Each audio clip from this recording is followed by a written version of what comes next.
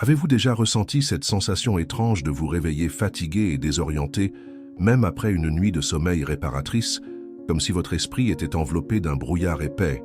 Et inversement, avez-vous déjà connu ces matins où vous vous réveillez avant le réveil, l'esprit clair et animé d'une envie irrésistible d'agir? La différence entre ces deux scénarios ne réside pas uniquement dans le nombre d'heures de sommeil. Elle se trouve dans la manière dont vous amorcez votre journée, dans les premières minutes cruciales qui suivent votre réveil. La science l'a prouvé. La façon dont vous commencez votre journée active ou sabote les circuits cérébraux responsables de la concentration, de la motivation et de la clarté mentale.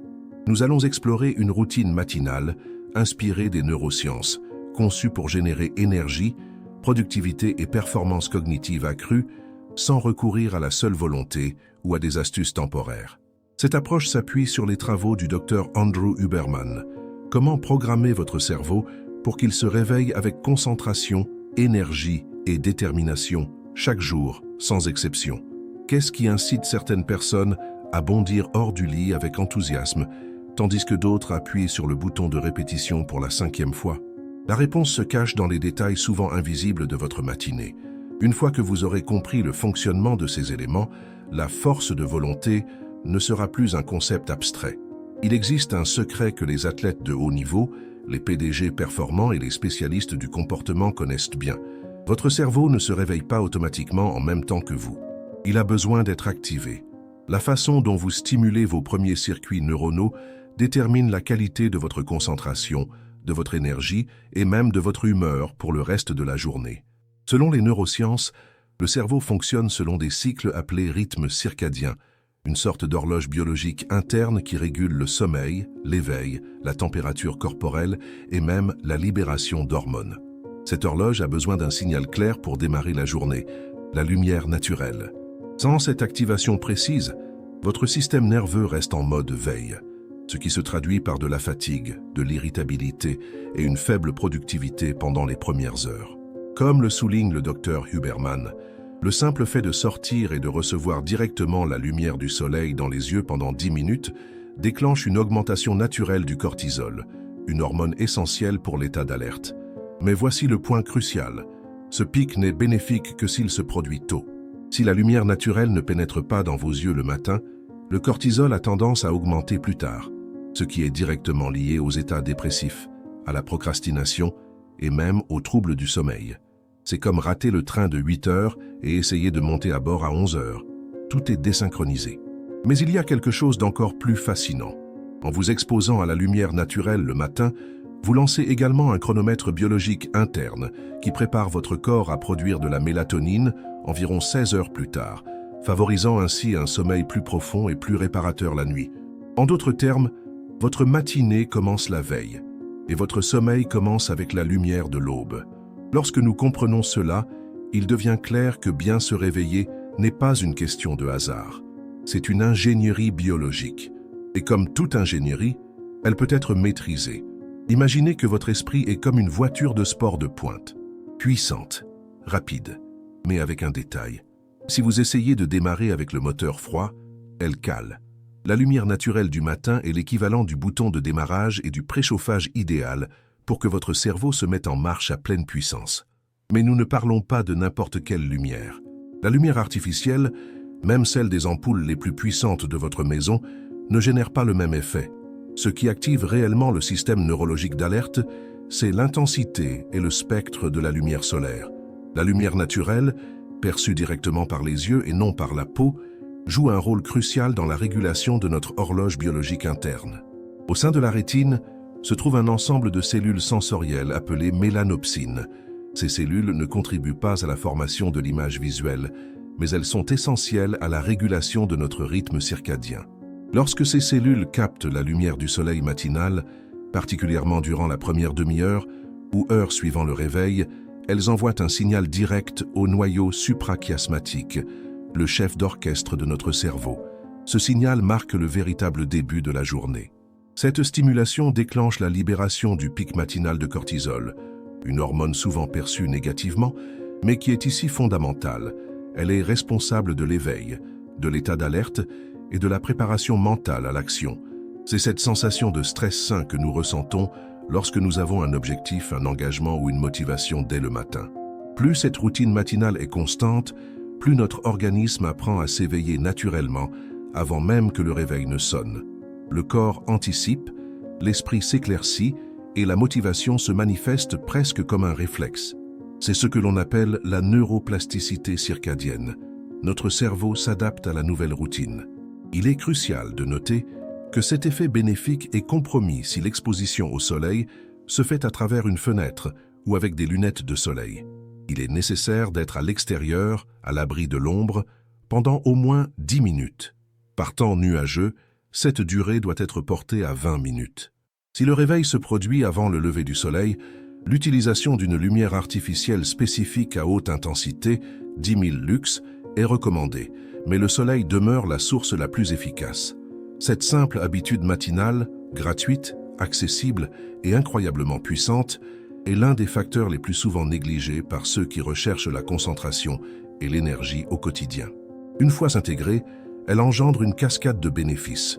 Amélioration du sommeil, regain d'énergie, clarté mentale accrue et même réduction des symptômes d'anxiété et de dépression. Le cerveau est, après tout, un système de schémas. Et le premier schéma de la journée influence tous les autres. Pour de nombreuses personnes, la journée ne commence véritablement qu'après la première tasse de café. Cependant, il est important de savoir que la consommation de café immédiatement après le réveil peut compromettre les effets recherchés, à savoir une concentration et une énergie durable.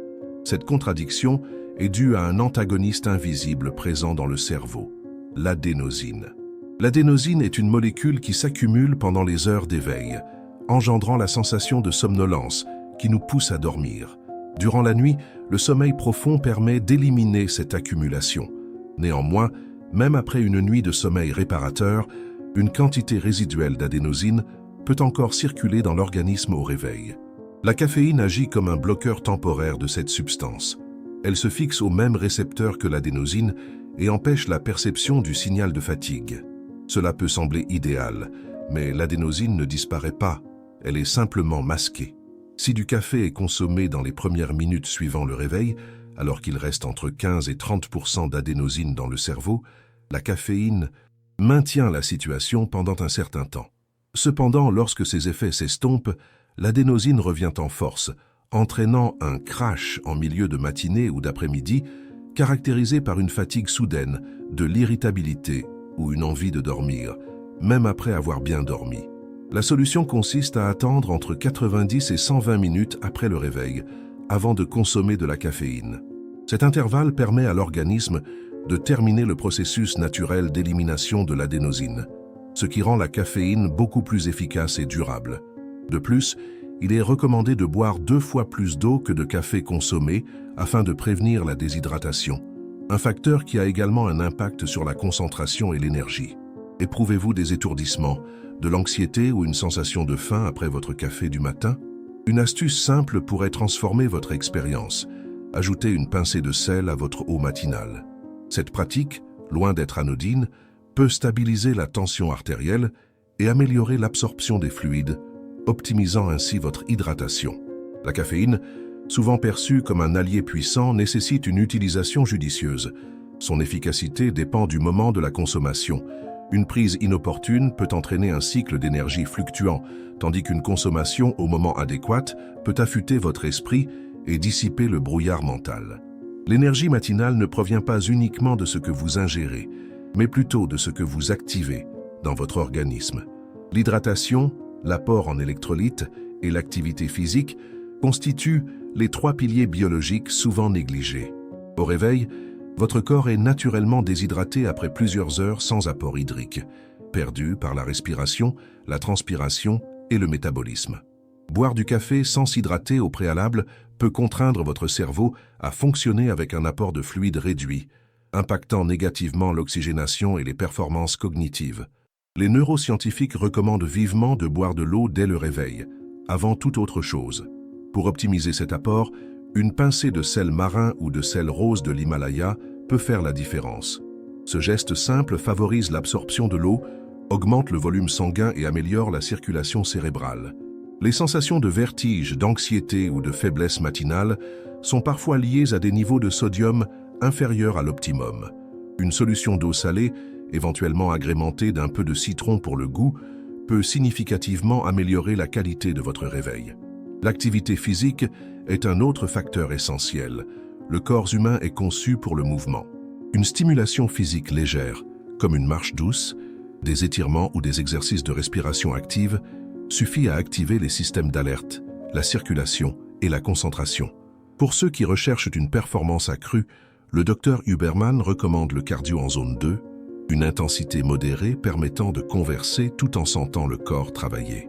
150 à 180 minutes hebdomadaires de ce type d'entraînement améliorent la santé cardiovasculaire, l'humeur, la fonction exécutive du cerveau et la stabilité émotionnelle. L'objectif n'est pas de devenir un athlète, mais d'activer le corps pour éveiller l'esprit. La physiologie précède la psychologie. Pour une approche plus structurée, alternez des jours d'entraînement de force avec des jours de cardio léger et accordez-vous une journée de repos physique complet chaque semaine. L'équilibre entre l'effort et la récupération permet au corps de maximiser son potentiel. L'astuce réside dans l'activation optimisée des systèmes naturels d'énergie plutôt que dans un effort excessif. Il existe une période spécifique de la journée où le cerveau atteint un pic de clarté, de créativité et de capacité à résoudre des problèmes complexes. Ce n'est pas un hasard, mais le résultat direct de la manière dont les premières heures de la journée ont été structurées. Négliger ce moment reviendrait à gaspiller le potentiel optimal du système nerveux en termes d'attention et de concentration profonde. Les scientifiques désignent cet état par le terme de travail en profondeur, ou deep work. Neuroscientifiques et psychologues de haute performance s'accordent sur le fait qu'il est préférable de réserver, allouer un créneau de 90 minutes, idéalement le matin, pour des activités de concentration intense. Ce n'est pas un moment de passivité, mais une fenêtre d'opportunité pour la création, la prise de décision et l'élaboration de stratégies. C'est un espace où l'on peut réaliser des tâches qui transforment des journées ordinaires en moments mémorables. Le Dr Huberman décrit cette période comme une combinaison de méditation et d'efforts cognitifs. Non pas qu'elle soit relaxante, mais parce qu'elle exige une présence, une intention et une répétition. Au début, il est fréquent de ressentir une certaine résistance. Le cerveau oscille entre distraction et concentration. Cependant, en persévérant, on commence à canaliser son attention, un entraînement quotidien qui renforce les circuits neuronaux responsables de la focalisation. C'est comme aiguiser une lame chaque jour, ce qui la rend plus précise, plus rapide et demande moins d'efforts au fil du temps. Attention toutefois à ne pas se contenter de bloquer du temps dans son agenda. Le contenu de ces 90 minutes doit être suffisamment stimulant pour engager l'esprit sans pour autant être trop ardu pour ne pas engendrer de frustration. Il peut s'agir d'écrire, d'étudier, de résoudre des problèmes complexes ou de planifier des actions importantes. L'essentiel est de sacraliser ce moment, d'en faire un engagement non négociable, comme un rendez-vous avec la personne la plus importante, soi-même, dans un état de performance optimale. Lorsque la matinée est structurée avec une exposition à la lumière, une hydratation adéquate, de l'exercice physique et une alimentation saine, ce bloc de travail intense devient non seulement possible, mais inévitable. On y entre avec une présence d'esprit, on maintient sa concentration et on en ressort transformé. La qualité d'une journée n'est pas déterminée par le nombre de tâches accomplies, mais par la profondeur de la connexion avec les plus importantes. Beaucoup considèrent le sommeil comme commençant au moment du coucher, mais en réalité, il se construit dès les premières heures de la journée. Chaque choix matinal influence directement la qualité du repos nocturne. L'exposition à la lumière naturelle dès le réveil déclenche un chronomètre biologique qui prépare le corps à libérer de la mélatonine, l'hormone du sommeil, environ 14 à 16 heures plus tard. De plus, l'instauration d'une routine régulière d'activation neurologique, d'exercice physique et de concentration mentale réduit le niveau de stress accumulé qui interfère généralement avec la relaxation nocturne. Un autre élément crucial, souvent négligé, est la clôture du cycle d'éveil.